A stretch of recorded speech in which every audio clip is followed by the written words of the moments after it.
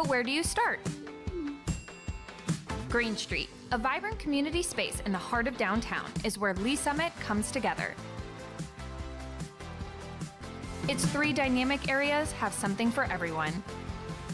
Green Street Market is a modern event venue and home to the downtown Lee Summit Farmers Market. Green Street Lawn is a covered performance space hosting live music, family activities, and more. Green Street Grove is a mixture of gathering spaces, an immersive playground, and bold architectural features. And all 3 areas host community events year-round. So the next time you set out to enjoy the city you love, remember, meet at Green Street.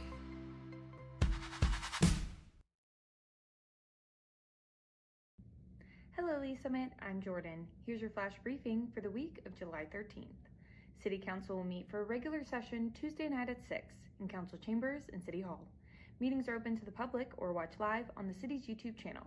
If you can't watch, catch the recorded meeting on demand on the YouTube channel or by subscribing to the Council Debrief newsletter, which breaks down 3 to 4 key agenda items. Subscribe at cityofls.net.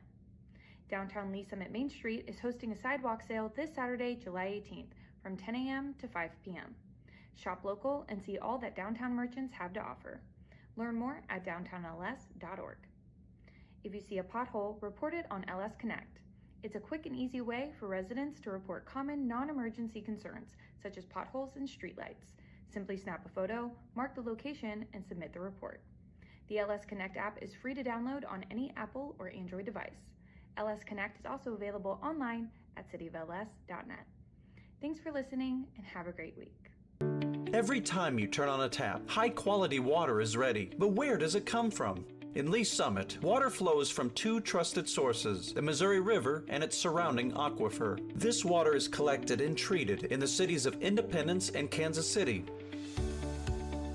In Independence, the Courtney Bend Water Treatment Plant operates 42 water wells. These wells reach 85 to 125 feet underground, drawing water up from the Missouri River aquifer, an underground water source that naturally filters water through layers of soil and rock.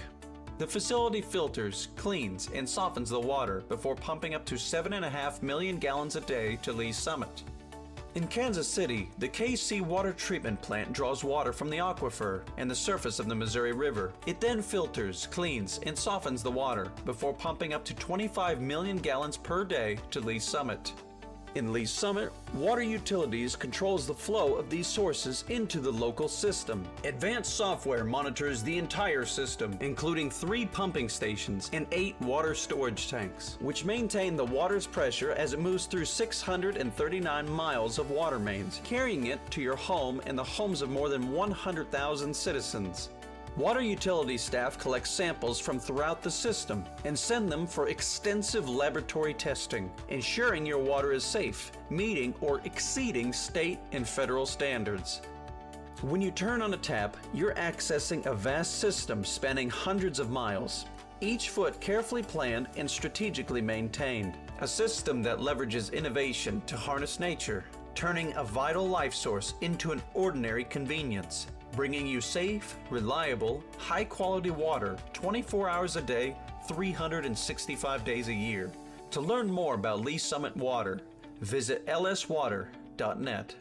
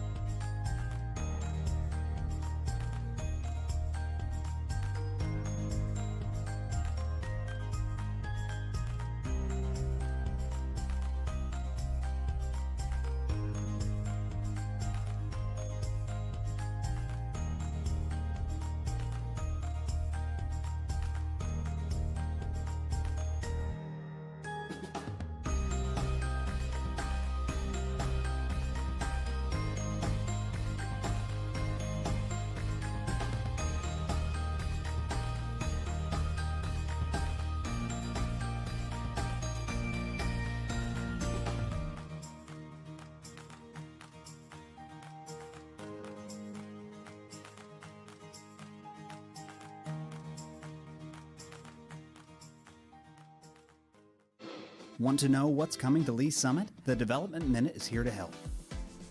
Costco is being built at the southeast corner of 50 and 291. Costco is a membership-based warehouse retailer offering bulk goods, groceries, services, and discounted products. Costco marks phase 1 of the East Village development and is projected to open in late August. 7 Brew drive-thru coffee is coming to the corner of 291 and Southeast 5th Street. 7 Brew is a drive-thru beverage destination serving coffee, teas, energy drinks, and smoothies. 7 Brew is in final development plan and building permit review. Ovation, a mixed-use development, is in the early stages of construction at 150 and 291. Ovation is a master-planned community featuring housing, commercial development, and neighborhood amenities. Phase 1 of Ovation is targeted for completion this fall. 5-4 Draft House is under construction in the new Oldham Village development. The next generation of 54th Street, 5-4 offers updated spaces, drafts, and dining. 5-4 is slated to open this fall.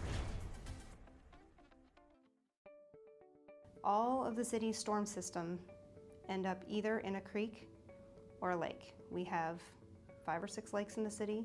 We have numerous creeks in the city. All of that is open conveyance, which means there is no treatment.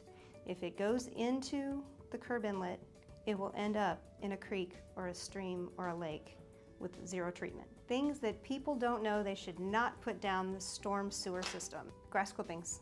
We cannot be blowing grass clippings off of your lawn into the street, from the street into the storm inlet. Yard waste, leaves, trash, washing your car. If you have a commercial vehicle, the city by code requires that you wash your commercial vehicle at a commercial car wash. If you're washing your car in your driveway, your personal vehicle, you can wash your car in your driveway by code.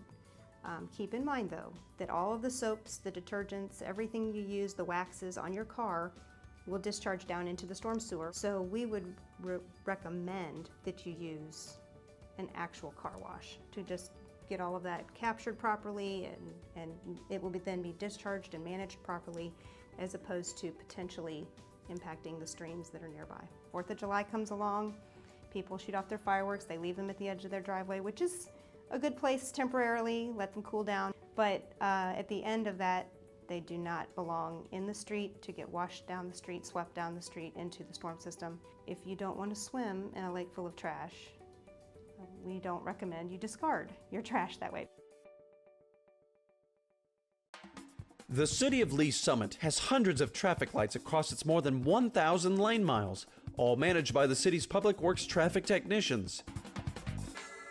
The work happens inside those metal boxes on the side of each intersection. Inside, technicians program a device called the controller. The controller communicates directly with each signal head via underground wires, telling each light when to turn on and off based on a programmed cycle. City traffic engineers designed this cycle to allow traffic to flow as efficiently as possible for that particular intersection. In order to best match current traffic patterns, they install something called a detection system. Detection systems have taken many forms over the years, from sensors in the pavement to radar boxes. But in Lee Summit, they primarily consist of cameras, which workers mount above the traffic signals. These cameras don't record video or your speed. Instead, they monitor the spaces at the front of the intersection and identify when a vehicle is present in a specific spot. Once a vehicle is identified, the detection system sends a message to the controller, which then adapts its standard cycle to best serve the cars that are present. The pedestrian button works in a similar way. When the button is pressed, the controller receives a signal, requesting that it allow that section of the pedestrian walkway to go, which it then inserts into the signal pattern. Technicians also install something called a conflict monitor. The conflict monitor is a device in which they program all the potential patterns of lights that would lead to a collision.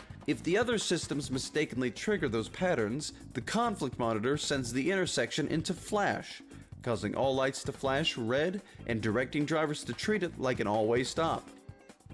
City traffic technicians implement and maintain these systems so effectively, we rarely consider them. But every time we safely pass through a signal-controlled intersection, it's all thanks to their work. So the next time you're waiting at a red light, remember the delicate coordination of super smart systems that move you through that space safely and efficiently every day. Officers en route, 914, armed robbery.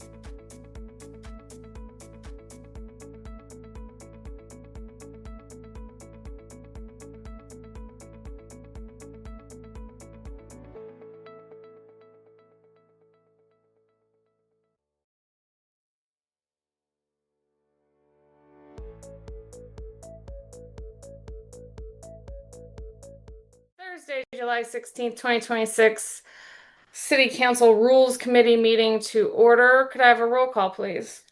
Chairperson Carlisle. Present. Councilmember Adkins. Present. Councilmember Cravens. Here. And Councilmember Pryor. Here. Awesome. So we have quorum. Go ahead. Sorry. I was just going to say here for a little bit because we stopped. So here for a little bit until we drive again. Okay. Next we have public comments. Did we have any public comment, Gina? Nope. Okay. So next on the agenda, we have approval of the agenda. Do I have a motion? Please. I move to approve the agenda.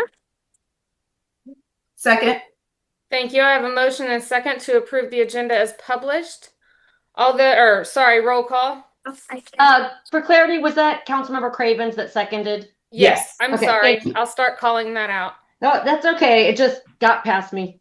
Councilmember Adkins. Approve. Chairperson Carlisle. Aye. Councilmember Pryor. Aye. And Councilmember Cravens. Aye. All right. Motion passes. Next on the agenda, we have 2026-7723, approval of the action letter from June 18th. Do I have a motion? Chair, Please. I move to approve the June 18th committee action letter. Second. Thank you. I have a motion by Councilmember Pryor and a second by Councilmember Cravens to approve the action letter from June 18th. Could I have a roll call, please? Councilmember Pryor. Aye. Councilmember Cravens. Aye. Councilmember Adkins. Aye. Chairperson Carlisle. Aye. All right, thank you. That passes. Next, we have 2026-7724, discussion on introduction to decorum. And I sent everybody my thoughts, my working notes on this topic, just so that you would know kind of my thoughts on it and where I was going to start this all off. So hopefully you've gotten time to review those. So I hate to just read my notes, but I'll just start with, defining decorum. Decorum in general refers to behavior, conduct, or appearance that is socially correct, polite, and in good taste. It is the observance of what is appropriate for a specific situation, promoting harmony and respect in both social and professional environments. In legislative items or meetings, decorum goes in with parliamentary procedure. So that's procedure is there's years and years and years of law behind it. But so basically it comes from Robert's Rules of Order. And so if you don't have your own rules set up for your body, then can you guys still hear me? Yes. Okay. My Zoom is saying something to me, so I don't understand. Anyways, so if you don't have your own rules set up, then you refer back to Robert's Rules. Well, Robert's Rules is very large and not written in plain English. There's a lot of legalese and other weird, just the way it's written, it's not easy to understand. So you generally, each body will make their own rules, approve their own rules, and those are the rules they live by. So then I go in to say the core principles of procedure and what those things are. And you guys all have our rules. Last time our last meeting last month, they were attached to the agenda item, the council rules, and we have them at the dais as well, in paper form if we need them.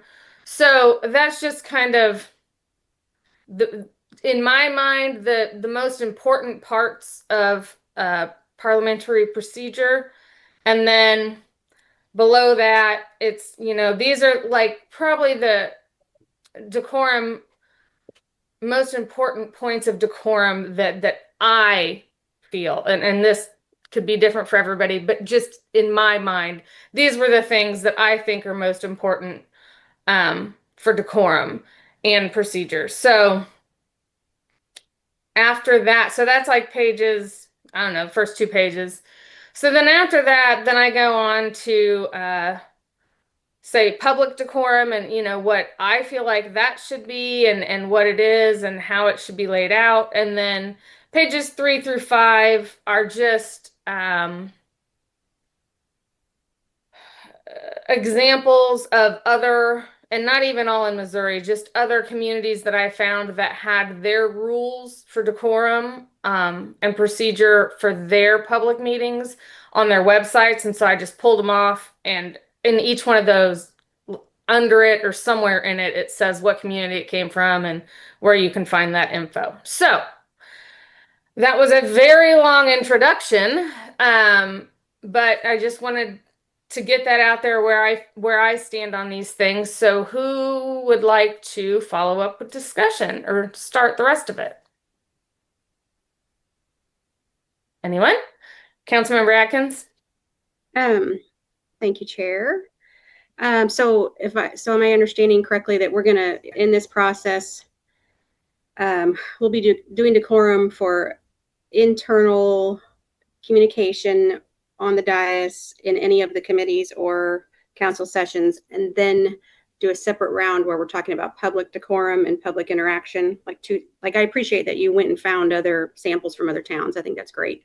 But like the Sedalia one that I'm looking at, it's all about public participation. So some of the samples are public oriented and some of them are internal decorum oriented. So is that kind of our process, that we'll do one first and then the other? Well, I just wanted, some people may not be aware that we as council, which is why the rules packet was attached to our meeting last month, that we have those rules that we do follow. But also I wanted to make sure that everybody was aware that when we're talking about decorum, it's not just the public's decorum in the meeting, right? It's ours too. And it's how we should treat the public and how we should treat each other and how we should treat staff, right? So it's everybody being respectful of everyone in the room, whether they are on council, an elected person, a presenter, or the public speaking. So I just wanted to make clear that I wasn't just saying, the public owes us something. We owe the same thing to them. So that's why I kind of went into that as well. And I just wanted to make sure that everybody was aware of that point as well. Yeah, I appreciate that. I think that's great. And I think if our documents end up being what you just said, internal decorum for behavior from us to each other, to the people in the room, that's great. And then also incoming communication. So 2 different things. So I'm on board with the process. I think it's awesome. The only thing I might add is that a lot of these documents are, can we add in online decorum also? Like philosophically, when Robert's Rules was created, there was no online decorum. So we're talking about online behavior that could be Zoom calls incoming, or how to present yourself in a Zoom call, or what to do with video after it's been taken. I know there's parts of our rules that have to do with what can be done with video, and parts of our rules have to do with whether or not you are using video for your personal benefit. So there's lots of different ways that video and online communications have changed since all these rules would have been drafted. So can we please hold space for that as we move forward into our new drafts, so that both drafts, like internal communication and external communication, can have a chunk that's online. Okay, so I just want to clarify real quick. Our rules do pertain to these meetings, Zoom meetings. That's also a meeting, so that would all be the same. Now, if you're discussing like incoming and outgoing emails to and from us, as elected people, we should always maintain decorum when we are speaking with the public, whether that be through email or not, in my opinion. So those rules that apply to us always apply to us. We can't tell people, hey, you need to be more respectful if you want to email me. It is their freedom to email us in however they choose.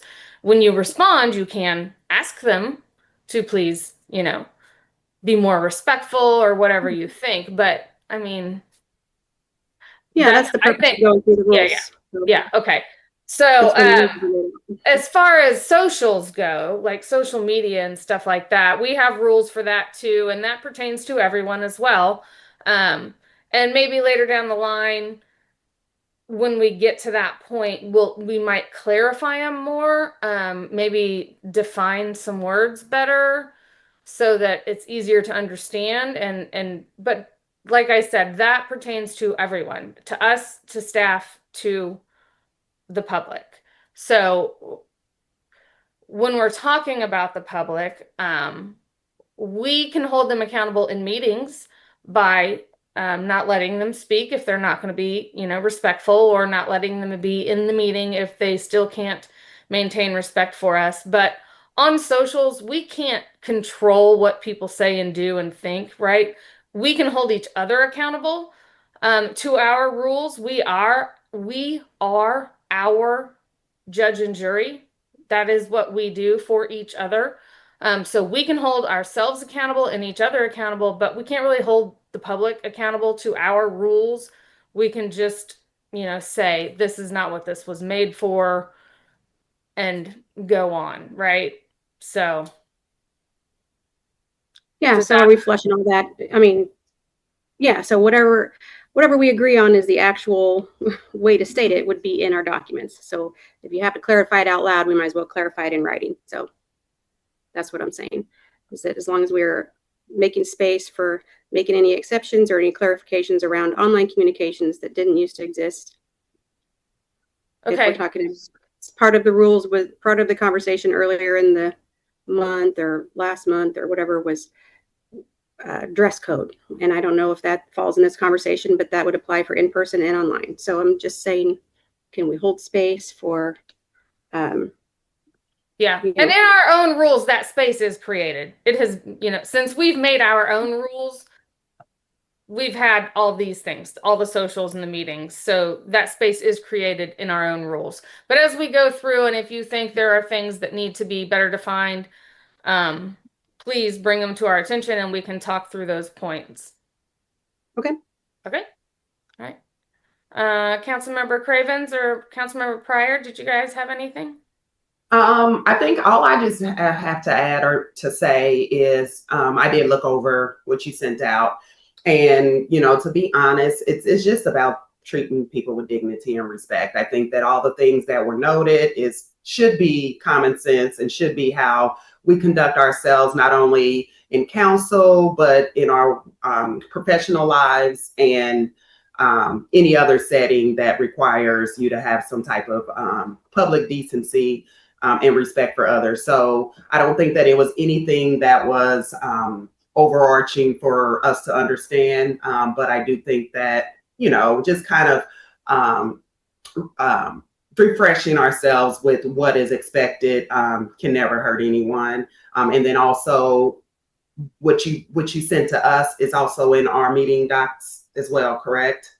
So so my actual notes that I sent, the 5-page PDF, I don't think we attached that to the actual agenda, but we can. And I would just suggest, doing that just in case, the publics want to know, the standards that we're holding ourselves to and our expectations for how we expect public to address us, because I do think that, again, reminders are helpful. And if people don't, because it can be a little intimidating, you speaking to council or, having that space where you're filmed and not really knowing proper protocol and procedure, how to address the council and so forth. But I think that's a good tool if anyone wanted to look up our rules, meetings, just, discussion, just to kind of have that handy for when they approach council or kind of how we hold ourselves accountable as well. So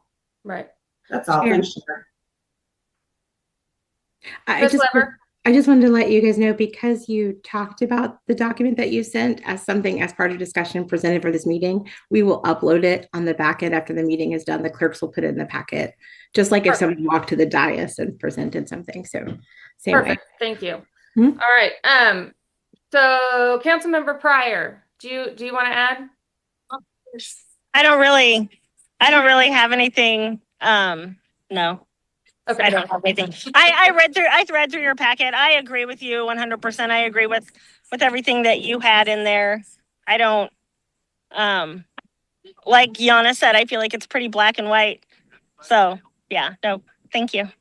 Okay. All right. So then really what I wanted to get to, as far as decorum was, the one thing we do not have set out is public rules for decorum for our meetings. And so like on the agenda, and the, pages 3 through 5, those cities rules, and then the 2 or 3, we had 3, right? Yeah.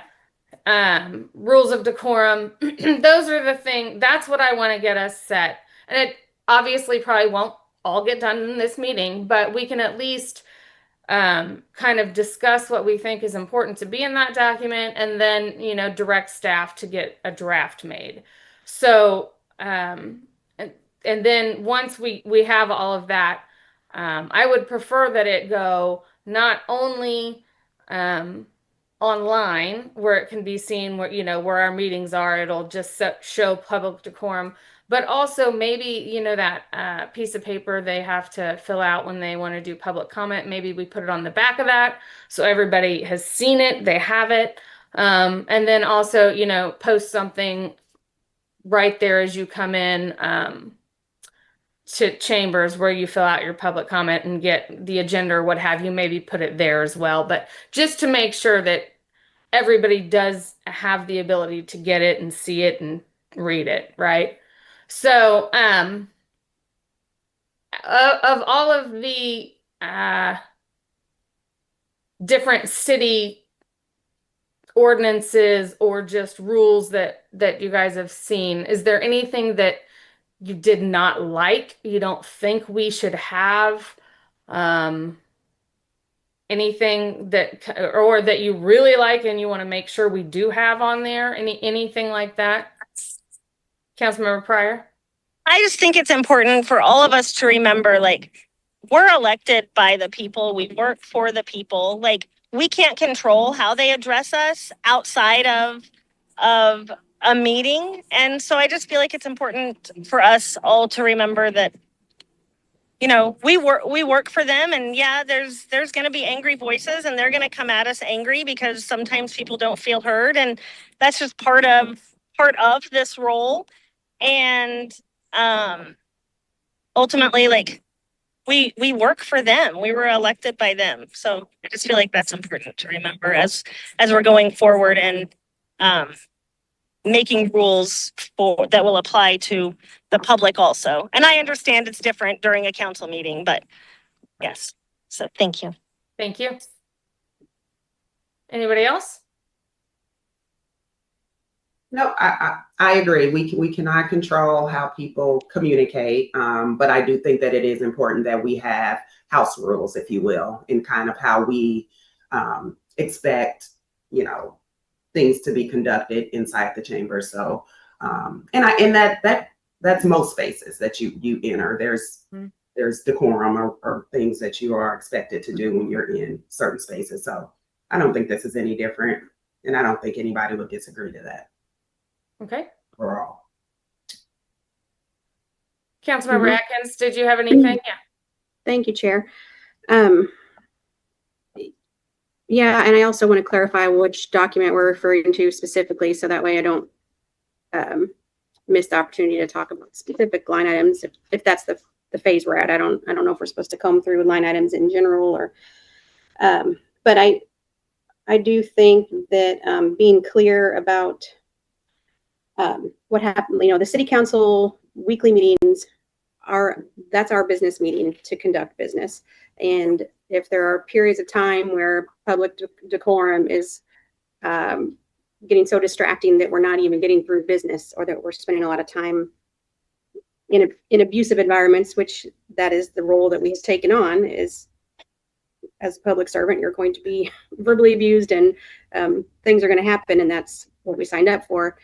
But inside those meetings, we need to be able to conduct business and do things as well, because part of our rules say that we are not allowed to talk from the dais, and that we're not going to engage in back and forth conversations. And that's not the time for a long dialogue back and forth. That's not the time to ask and answer individual questions back and forth. And if we want to clarify something, we're directed to ask the staff to clarify a situation. So the types of things that the public is wanting to do right now are the types of things that might be better reserved for a town hall environment or individual meeting environments, which I'm happy to do. I'd be happy to have a town hall every month if we needed to. Like I don't mind that type of thing, but Tuesday night council meetings are not the place for that to happen. And our hands are really tied in terms of defending misinformation that happens right in front of us. Like we are not to engage back and forth, and our hands are tied in terms of clarifying misinformation in a very time-sensitive way.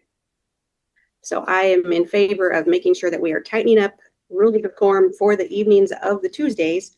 And if another phase needs to be, how can we better engage with our citizens one-on-one or in a group environment, then let's add that in another phase. I'd be more than happy to do town hall situations where we can interact freely and communicate freely and engage back and forth. But Tuesday nights is not the night for that by the rules that we have to follow. So that is what I would like to do. Okay, well, so just to clarify real quick, so once we make these rules, this will be not just for Tuesday nights, it will be for committee meetings also. So any meetings of the council doing the business of the city, right? So this would apply to our council meetings and our committee meetings. As far as town halls go, you are free to have a town hall whenever you'd like. People do them all the time. Just get with staff and they will help you find a date, because somebody from staff will come and support you just in case there are things that come up that you don't know. So if that's something you want to do and have a town hall in your district, I know that Councilmember Pryor loves town halls and has them as often as possible. So yeah, you just get with staff and you guys can get that done in any district and any person. So Councilmember Pryor, yes. Thank you, Chair. I also wanted to say something that Councilmember Funk and I have been kind of working on is going and visiting just groups of people and kind of trying to spread what our city's doing and some good things happening, and just being able to communicate with smaller groups of people. We did the Princeton, and we have a couple more retirement homes that are on our list to go visit, and just kind of just letting people know in a smaller setting. So, and there's nothing preventing, and so town halls cost quite a bit of money to put on and send all the mailers out. And so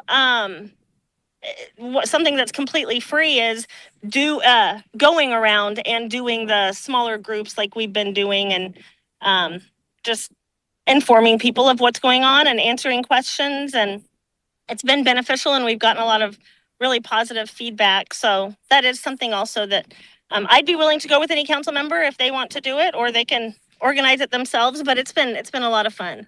So thank you. Good, great. Thank you for sharing that. And I think a lot of people do that. Like I meet with scouts. I have scouts in my family.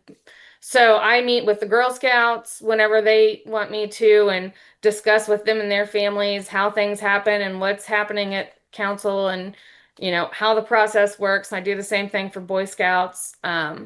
So yeah, it's you can communicate as much as you want with your constituents. There is no rule saying that you can't go out there and talk to them about what's going on with the city. But as Councilmember Pryor said, it does, putting on an actual town hall and having the space and putting out the mailers does cost a little bit of money from the city. So there is that.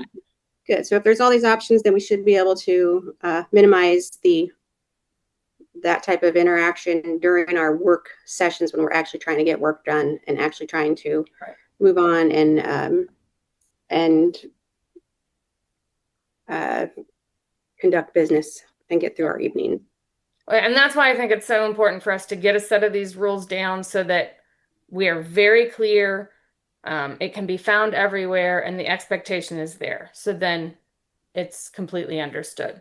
So I think I did 3 or 4 communities on my notes that I sent you guys, and then they gave us 3 more communities on the agenda in the packet to look at. If we can just start, and let me just pause. Ms. Weber, did you need something? Chair, I was just going to offer, we've had our team work on pulling more research. And so we have a broad selection of cities from not just around here, but from around the country. Yeah. If you want, we could pull together a document that kind of puts everything you could put in there, and like, here's the nicest version of the strangest version. And then you could just go through one document and kind of work through. And we won't make it like a fully worded legal would pass Brian's muster, but sort of just an outline, and you can kind of go through and make decisions if that's helpful, because it looks like there's so many things. There are quite a few, and that's why I just wanted, if people had the chance to kind of look through them all, if anything jumped out at you, we'll make sure it's in there. Yeah, that you don't want in there, you do want in there for sure. Now's the time to let that be known so that when we send it to staff, it doesn't, we're not trying to cause more work for everybody, right? So if there's anything that really jumps out on either side, please let us know now. Okay. So you mean in a written document, like go ahead and look at the 3 documents that you sent or that are attached to the agenda and mark those up and send them back with notes? I mean, if you want to do it like that, generally it's just like, if you read through it and anything jumped out, let us know. Other than that, I can direct, we as a committee can direct staff to draft up our own ordinance. In ordinance, it doesn't have to be in ordinance form, although when we adopt it, it will be. But to draft up our own set of rules, and then the next meeting we can go through them line by line and say yes, no. But before we did that, I wanted to make sure everybody had a chance to say, hey, I didn't like this. Hey, I really do like this, or anything like that. That way, once we get to our draft, it's probably going to be more minimal decisions being made before we can really vote on it and send it to council for approval. Chair, I think what staff is envisioning, kind of what Crystal and I talked about, is we can take all this information, and Crystal was sharing with me just this vast amount of data that we've collected. And what we can do is, and what our intention is to create a document that has like topic, like a specific type of topic. And then it may have 2 or 3 different provisions in it that will go from like least strict to most strict. And then you guys can go through those one at a time and say, yes, we don't like this topic at all, get it out of here. Or yes, we like this topic and we like the medium version, or something like that. And then once we kind of have your input on that, then we can start working on putting it into our actual ordinance form, and maybe change the language around a little bit so that it meshes with our other rules. The rule that you have right now, the only thing we truly have on, I mean, there's lots of different little things for different pieces of decorum, but it's not in one location. Right. The only real thing that you have about council and the interaction of council is in 2-263. It's that code of conduct section, and it's just really short. There's not very much there. So other than that, it's just, appealing to people's goodwill and good graces. So there's not a lot there. But that was kind of what Crystal and I had talked about, and maybe that way you have the full option, full range of subjects, but then you also have an option within the subject of how strict or not you want that to be. Okay. Does that sound good to everybody to have them do that and then bring it to us for the next meeting? Chair. Councilmember Atkins. Thank you. I'm trying to look at the different versions on screen and trying to trying to see all the different screens. It's on my, I don't want to miss any details, but in the attachments that you sent, one of them was called like the Sedalia example, and then there was another example from somewhere else, and that's fantastic. So what Mr. Head just said was that we've got, I think, 2-263 in ours. So I'm trying to scroll to that code of conduct. Okay, so yeah, it's just like a little short, it's like a fourth of a page, little short paragraph of code of conduct.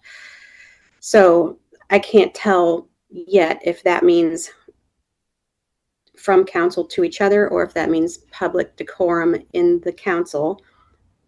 Where are you shaking your head? Which one is it? I think it's going to be yes. I think it's both. There may be in two different sections, but I think you're talking about both things is what I'm hearing. Right. Okay. Yeah. Okay. And So then- what you're reading in the actual rules, the code of conduct, that is for, I think that actually applies to staff too, but it's for us as council members and staff. Now, obviously, we want the public to treat us the same way, but we really don't have anything laid out that says that, which Okay. is, yeah. Which is why we're here, right? Yes. Yes. Okay. So what I would, when you ask for feedback of what I would like to flag, like I would, if the staff has found examples from other towns on how to expand on section 2.263 to include us, and then also include any online behavior, like or what's expected when we show up to a Zoom call, or what keeps us all. If there's any behaviors that are different online than they would be in person, then could we include that also? And then could we also attach a different section talking about public decorum, which I would borrow from the Sedalia example, like all that type of conduct seems different than this. And so if we can hold space for both things, then that is what I would be in favor for. Okay. So I hear you that you want to go over our rules again, but right now we're just talking about the public document, the one that we need for public's decorum in the meetings, right? Once we get that done, then we can move to the next topic. But I don't want to be working on two documents at the same time, right? So let's go through the public decorum document, get that one done, and then we can revisit our rules for ourselves and adjust those however everybody sees fit. Does that sound good? Sure. Okay. So you said rules of decorum for the public. You like the Sedalia version, or were you just picking one out? Like Just you picking like? one out. Okay. So Yeah, just any that of those are just give us a document that has that information in it is what you're saying. Yeah, consolidate data from both. And I had emailed to you that I had heard from Mr. Dunning about things that had been done in the past here with the city. So making sure that those types of things are included. I think I attached Mr. Head. And so if we can consolidate examples of things we haven't thought of yet, then that would be, I think, the goal, to make it as thorough as possible. Yep. It can be. Okay. Councilmember Cravens, did you have anything to add to that? Is that sound like a plan? Yeah, sounds like a great plan. So just to be clear, I'm in agreement to what Mr. Head and Crystal suggested, utilizing the work that staff's already done, accumulating all of the different municipalities and kind of what they follow. And then I love that idea of kind of the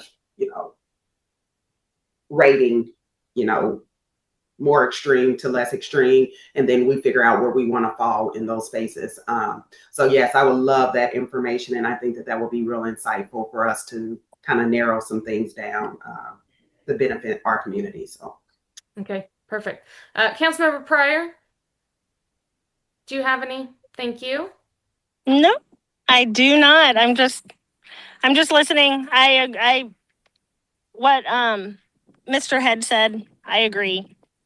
Okay. I agree with what Yana just said. So yeah. Okay, perfect. Thank you.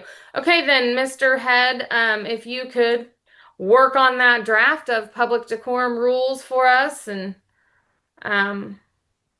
next time we come together, we will go through that document line item. So maybe next time, just unless there's something emergent that we need to discuss, let's only discuss that document, because it'll probably take the whole hour to get through it, I'm sure. Chair. Miss Weber, I'm sorry, I didn't know who that was. That's okay. I don't want to overpromise, but if I can, I will try to get it out to you all ahead of the agenda deadline. I don't want to promise. Our position that used to do this kind of work is gone, so it means I'm the one doing it. So it takes me a little bit longer. Right. Yeah. But we'll try to get out to you as early as we can to give you lots of time to go through it. Perfect. Thank you so much, Miss Weber. Anything else on that topic, or any other questions from staff for us? Clarifications on that topic? Nope. I think we have good. I think we have good direction. Okay, great. Okay, and so then next on our agenda is 2026-7722, which is continued discussion of the camera angles during public participation at council. And then in the packet, they attached some emails that we had gotten about the camera angle. And so if you guys had time to go through those, that's fantastic. The one thing I did not get done that I wanted to get done, because I think it was Councilmember Adkins who had said that she was discussing it with somebody, and in Independence, they on their video, they just go to a commercial break or what have you while public comment is happening. So that way they don't have to worry about the angle of public comment. So I was going to try and go through the different cities and see how they do things. I just didn't get it done, and I'm very sorry for that. So if anybody else had time to look at anything like that or knows of any other ways, please bring that forward. But if not, let's just have continued discussion on camera angles. Councilmember Atkins. Thank you. I'm sorry. I guess I understood that the staff was researching that on our behalf. Well, and if they cannot or do not have time, then I'm happy to. I was under the assumption that they were looking for that. Yeah. So generally if there are things that we want as individuals, we just go find those things. When we are in this setting, if there are things we as a committee would like them to look up, we can direct them to do that. So I don't think we directed them to look things up like that last time. We just said, as we get further down the line, we're going to have more involvement. And then Councilmember Cravens did request that if any emails were out there, to please forward them so that we could review those, since both you two were not on council when that went down. So you didn't have the privilege of seeing the emails that came through at that time regarding that. Well, and I had requested that over email, and Mr. Dunning said, yes, they'll be happy to do that. And so Mr. Head or Ms. Weber, was that something that your staff was also looking into, or do we need to do that? Because I understood that you guys were like, yes, we'll take care of it. So yes and no. So I think Mark's email was a little confusing. So what Chair was saying is our typical procedure, that we don't do research for individual council members unless it's quick and easy, because everything has to be a council priority to balance staff time. However, we talked to Chair because we knew the committee would likely during this meeting want to have some of that research as a whole. We did informally start that. I actually just called, we did research and couldn't find any rules on camera angles. So I actually informally called some colleagues, and they said, thanks for asking a question nobody's ever asked. Now they have to go look some stuff up. So most people haven't dealt with this. A few colleagues just said, well, our camera only goes one direction. Another one says, somebody had a conversation about it once, and they asked why, because it's an unflattering angle in their council chambers, because it doesn't make people look their thinnest the way their camera's angled, was his story. And they said that they just said, well, that's how the public sees it when you're sitting there. So we never thought anybody would want to see it a different way. So didn't have a lot. If you want us to dig further, we'll send out a formal request to some cities to see if they have any rules around the camera angles, or whether they show public comment or not.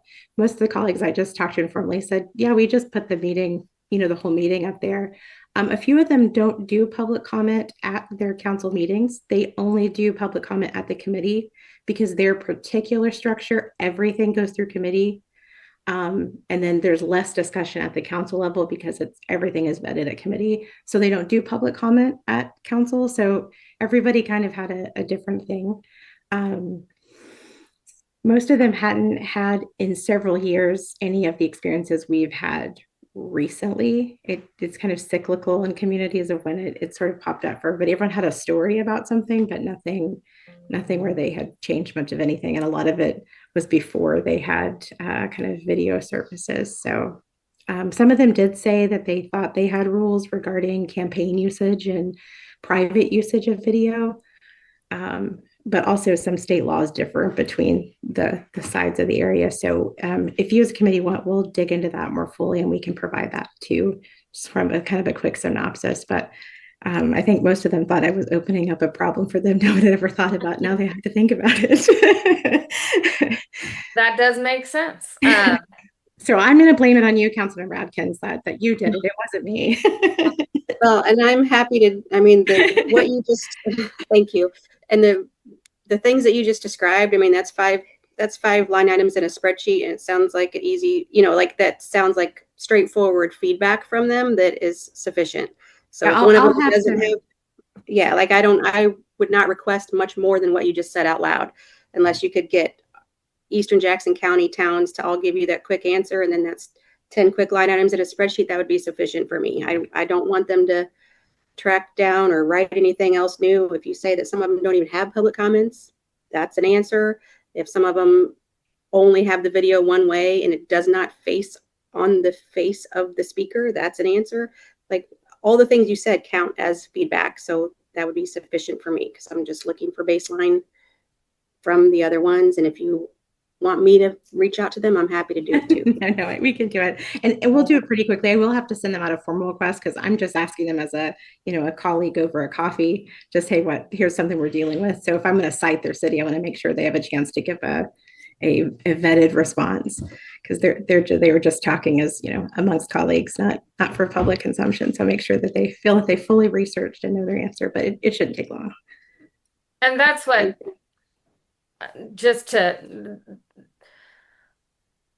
a lot of times when we send out formal requests like that, we will not get response because people do not want to put into writing, hey, we don't have anything on that. It's a free-for-all here, right?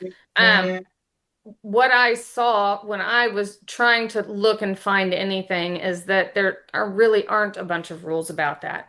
I did find independence to be very interesting about cutting to break. That I find that a little funny. But I guess it works for them. So I was going through and just going to watch different cities' videos instead of making them give us a formal answer, because 9 times out of 10, we will get 0 formal answers from that. Okay. So yeah, then we don't have to do it that way. If that's not, I'm happy to do the research myself. I don't need to create more work and create a longer thing. So I'm happy to do that research also. I just misunderstood in the beginning because I thought it was like, yep, we'll track it down. So I'm happy to do it. Happy to do it on my own. That's fine. Okay. Chair, just one quick thing. Councilor Atkins, I'm happy to call those other cities. Some city staffs will not respond to a council member because we actually have ethical obligations against that. If we talk to a council member in another community, we then have to turn around and call the city manager of that community and report the conversation. So I'm happy to do that. I have your list, and it already started on it just out of curiosity. I was like, hey, has anyone else ever had these challenges? Like, this can't be new. Apparently it was new. But that's not a problem. We just have a process where we have to kind of do it in committee. And I think the city manager's email might have just been a little vague. So we'll get it done for you. It's not a problem. Then if I know it's a little extra beyond what you asked, but I do want to try to reach out. There's a communications group. I know there are some communities, and Brian's mentioned it before, that their public comment session is not, it's a whole separate session of council. And in some communities, I believe that is not video recorded. And that may be how some are dealing with it. But I want to confirm that, because I think those were a lot of California cities did that for a while. And I want to, because some California cities have dealt with people trying to use council sessions as content creation for YouTube. And so I think, but I want to make sure that that's not just, I want to look at that myself and see if I'm understanding that correctly. Yeah, I think in the larger scope, that's a good comparison of what is happening. That there's not everyone, but that is the I think that is how this all started. Was from public commenters using the content for video creation and self-gain. That is where this all started. And I wasn't on council when that happened, but I watched it from from being in council chambers. So that is the source of this. That's the impetus of the whole topic anyway. Yeah, the article I saw were comedians, which I think would actually be kind of hilarious, but also a waste of council time. But okay. Do you have anything else to this topic, Councilmember Atkins, for the moment? I don't think so. Where did we? No, I'll wait. Thank you. Okay. Councilmember Pryor, I saw you pop on. Did you have something you wanted to say? I do not. No. Okay. I think it is interesting what other cities. Sorry, the Blue Angels are flying over me right now, so if it's really loud, that's why. I do think it's interesting what other cities do. I know our local school board films it from behind. I do think it's I'd be happy to also. I've watched other meetings in other cities, but I'd be happy to also. We could all maybe take a city so we don't have to sit through a ton of cities, and we could all just kind of take notes on how they address public comment, just different cities that are kind of our size that have similar meeting structures, like maybe Olathe and Overland Park and things like that. Yeah.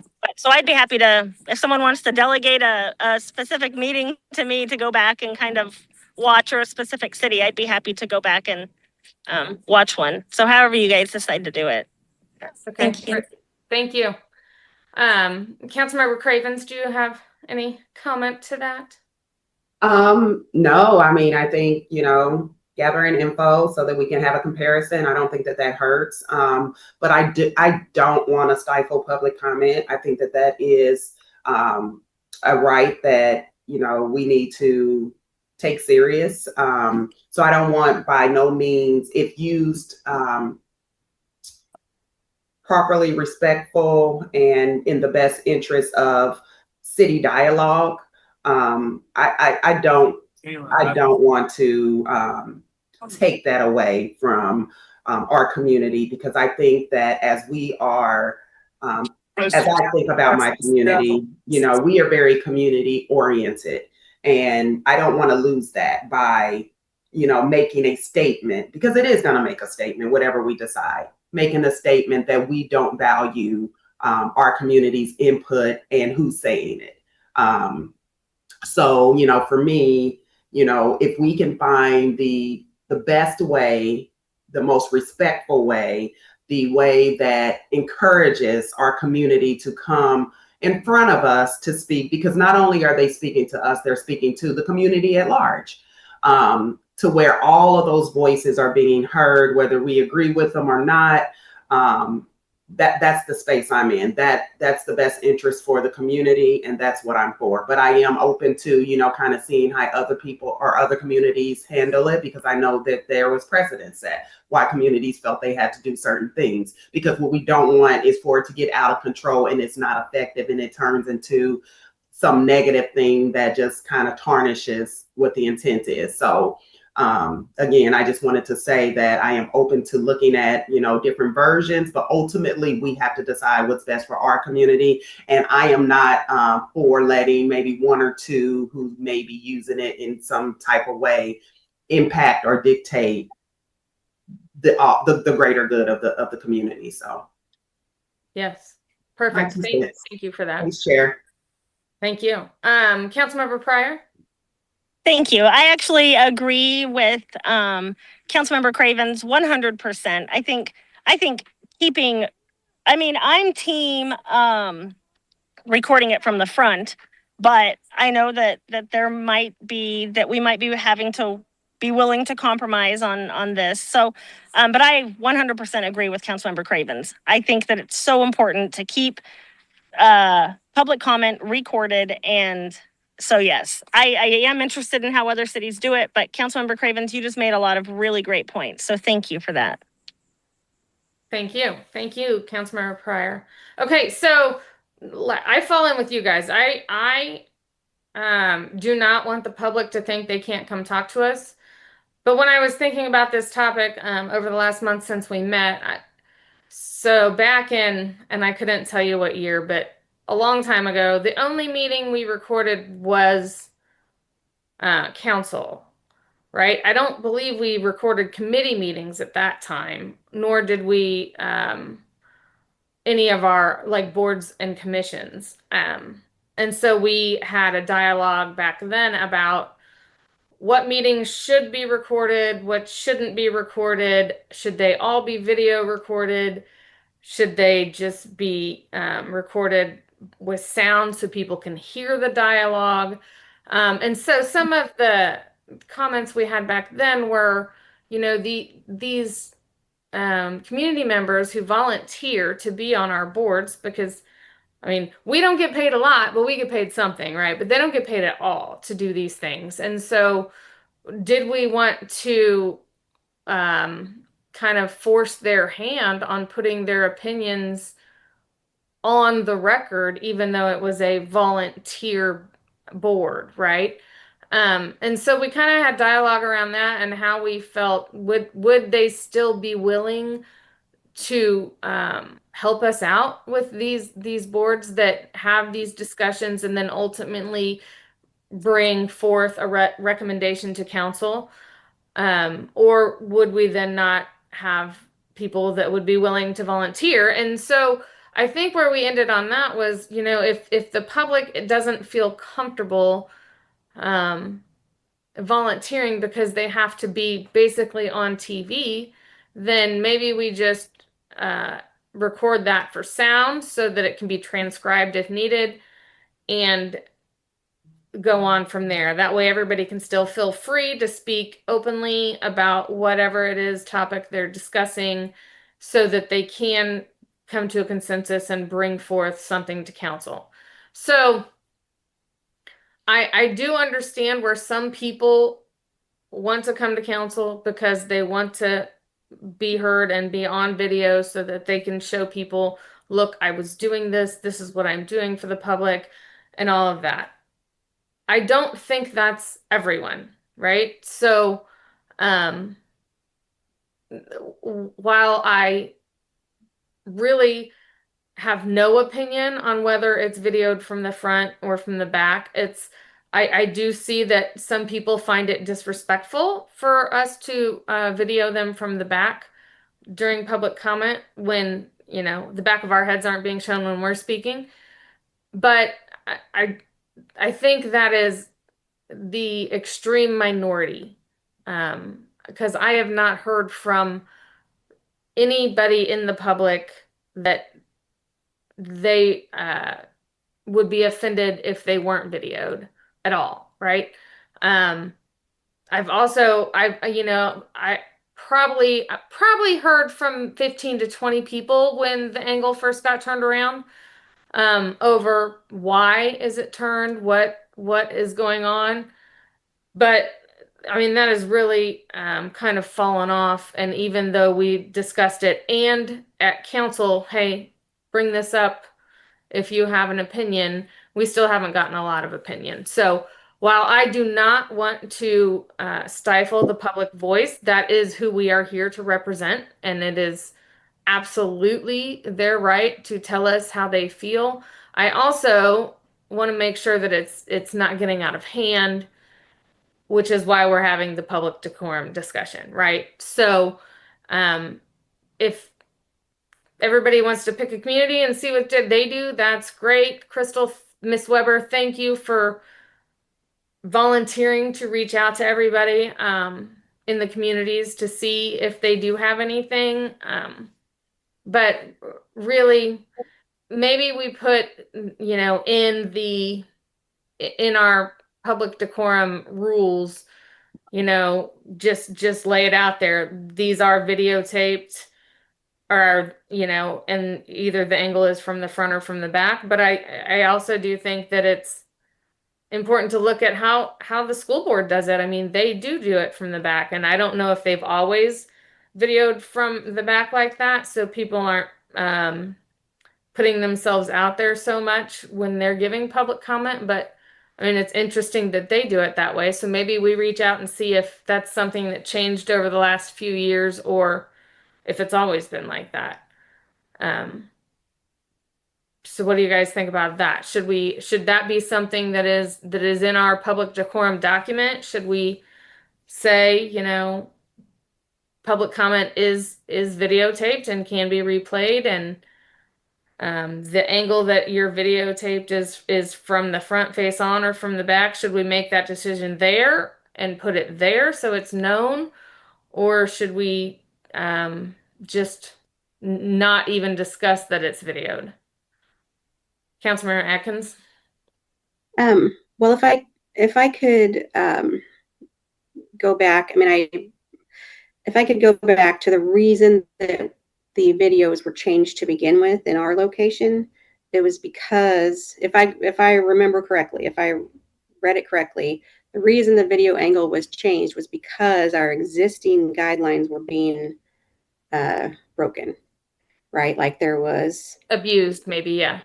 Abused, exploited, yeah, like members, you know, it's not the majority, which is unfortunately how, you know, it's not the majority, but rules are created for the minority, you know, for the people that are breaking the rules. So if it was being exploited, used for personal gain, like the video production quality that they spend a lot of money generating, that use of video was being used for personal gain and probably eventually for online monetization of social content creation, which is why in the beginning of the meeting I said, can we insert something about online usage? Because this day and age, online monetization, online usage of materials or video usage or statements or whatever, those are all things that happen. And so I think that was the impetus for why the video got changed to begin with, because our existing rule was broken. So if maybe Mr. Head could give, I don't know where that language is right now, but if we could be thinking about what that language is and whether we need to elaborate on that language, because it's like the existing language, the guideline was broken. So then this was the consequence that followed, was that, well, I guess to minimize, you know, in order to minimize the exploitation of city resources, let's put it from the back. And, you know, other than turning off the video during that time, that seems like the only option, because obviously free speech is allowed. You cannot control what people do in the community, but we can control access to our video production services, which in turn, you know, that we have limited resources on what we can do to protect our own guidelines. And so we can either enhance the guidelines and make them stronger or consider that, or just leave the videos where they are now or remove them completely. But I've never seen anyone not say what they want to say in public meetings. Like for all the years that I've been attending them, people come and they say what they want to say because they're genuinely trying to communicate with the committee, and they have the right to do so. And we like it when they do that. When they come and share their opinions, it's very appreciated. But when that content is exploited online, that is where it gets into, do we have boundaries or not? So that would be my viewpoint on that. So we don't have rules regarding the use of our video that we put up on YouTube, period. There's just nothing. Other than maybe some vague copyright stuff that we might be able to argue about, we don't have rules. Well, we do. Well, but they need to be defined better if we're going to make people hold to them. But it's only for during election season, right? Right. Well, so it's only that small period of time. But the U.S. Senate has very specific rules regarding this. But the way they do that is they control who has access to the video feed. And in order to get access to the video feed at all, you're required to sign a statement that says that you won't use it for political purposes. We just don't have that ability when we're putting it up on YouTube. We could try to add it to terms and conditions or something, but you can download a video from YouTube and then you can email it to somebody, or you can do all kinds of things with those videos that may not have that restriction attached to it once it gets out of our hands. So I ultimately think you're left with the idea of making it not valuable, which is what the city manager tried to do. Now, whether that's the way to do it, I don't know. But I mean, yeah, we have glorious looking video at this point. It looks great. I mean, I know the previous director of creative services spent a lot of time trying to upgrade that video to make it look better. So I'm not sure how you do that. I'm not arguing for or against front facing or back facing. It doesn't matter to me. But I think it's going to be very hard to write a rule that is going to prohibit someone from doing what happened during the last election. I agree. And that's what, you know, you can make the rules and you can have intent behind them, but if people don't want to follow them, they're not going to follow them. Yeah. And it's just how it is. So, yeah. So our recourse is to just make the video less valuable. So I agree with Mr. Head that we can't control what other people do. All we can control is what is available to them to be less likely to be exploited. Because even as recently as last week, some content creators were still using video from 7 months ago to gain likes and attraction to their page, which I'm sure is monetized. I mean, it's just, and it's damaging to the city because it is just perpetual misinformation that is not. So I'm making the video access less valuable to people is likely our only recourse. So I think that's why it happened to begin with. So it's not really about, there's no other consequence that we would possibly have because of free speech. So that's fine. Okay. We cannot control anyone. All we can control is what we offer. So. Okay. Thank you, Chair. Thank you. Councilmember Pryor. Thank you, Chair. So I guess that takes me back to, I guess one of the reasons I feel like we should just change it back to forward facing is the original intent behind doing it rear facing was to try to curb some of the behavior that people felt was problematic, that some people felt was problematic. I don't feel like anything has changed. So I don't know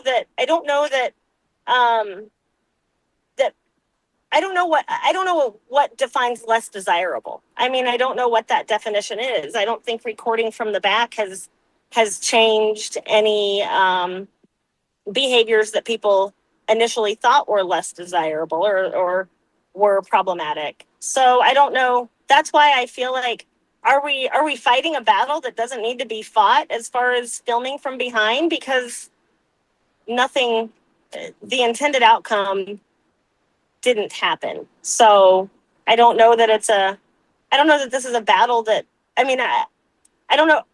I personally don't feel like it's a battle worth investing a ton of my time in because I don't know, but that's just kind of my feelings on why I think it should be turned around forward facing. But thank you. Thank you. Councilmember Cravens, do you have anything else to add? Nothing else to add. Okay, thank you. All right, so maybe something that we add is discussion of camera angle during election season, since the only rules that we really have pertaining to them come from the election season rules. So maybe we just look at those at a later time. Does that sound good? Councilmember Atkins? Sorry, point of clarification. So Mr. Head, did the rule state that it was services used for public gain anytime during the year or for public gain during election season? I mean, personal gain. Well, I think it goes back to the copyright stuff. It's for personal gain at any time. Mm-hmm. But our actual rule, the same rule. So our actual rule, which is what she's asking, is that during election season, and I think it starts December 1 is what we said, that nobody who is running for office can use city, how do we say that?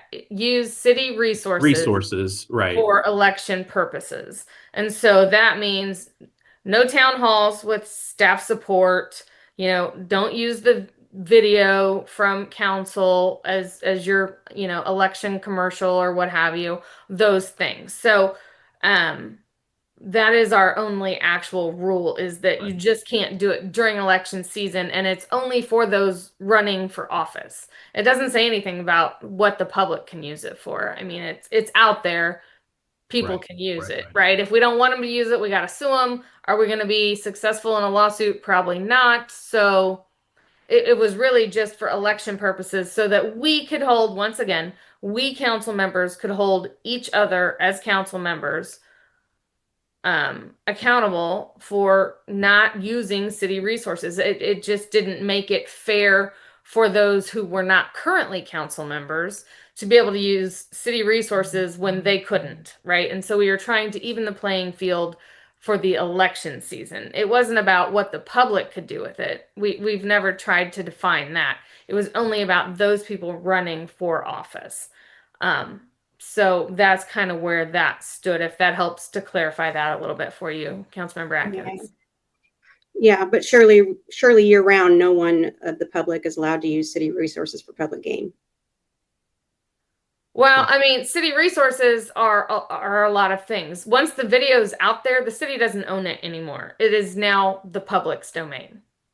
So it's more of a question of, does the video production, the value of the video production, lend itself to citizens using it for public gain? And to Councilmember Pryor's observance that nothing has changed, I disagree with that observation. I think that it has diminished the value and the willingness of citizens to use the content online, because it's not interesting from the front. And as I said, there was some video posted as recently as last week that still was exploiting video from months ago. I'm very comfortable with leaving the videos exactly the way they are now, or deleting them during, or like cutting them off during public comments, the way Independence does, because they have faced this. And so I think it is very easy to leave them backwards the way they are now, to avoid, we do not have a lot of people from the community complaining about it, because we can't hear you anymore, Councilmember Atkins. That there's not a lot of people complaining about this now, because there's not a lot of people who care about getting themselves on video and being able to hear audio visually what is being said from behind is just as sufficient, and is likely to reduce exploitation of the front-facing video for content creators who want to use it for personal gain. And I would say maliciously use it for public gain. And so whatever is, I'm very comfortable leaving it the way it is now. Okay, thank you for that. Okay, we are at 12:40 now, so we've been on here for more than an hour. I don't want to cut anybody off, but we can continue discussing. Once we get, to where we want to be on this topic, we can move it on to full council for further discussion and a full vote. But let's just vet everything we can here, and then we will move it on to council when we are done. So next on the agenda, we have roundtable. Do I have any roundtable from the committee?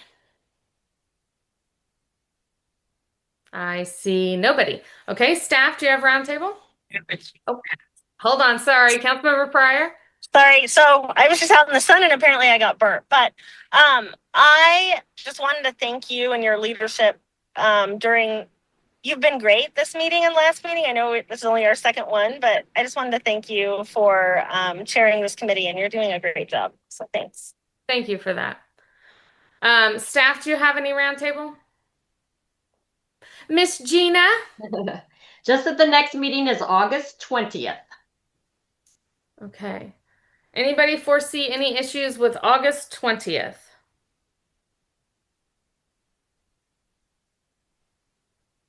I do not have anything that looks like will take me away.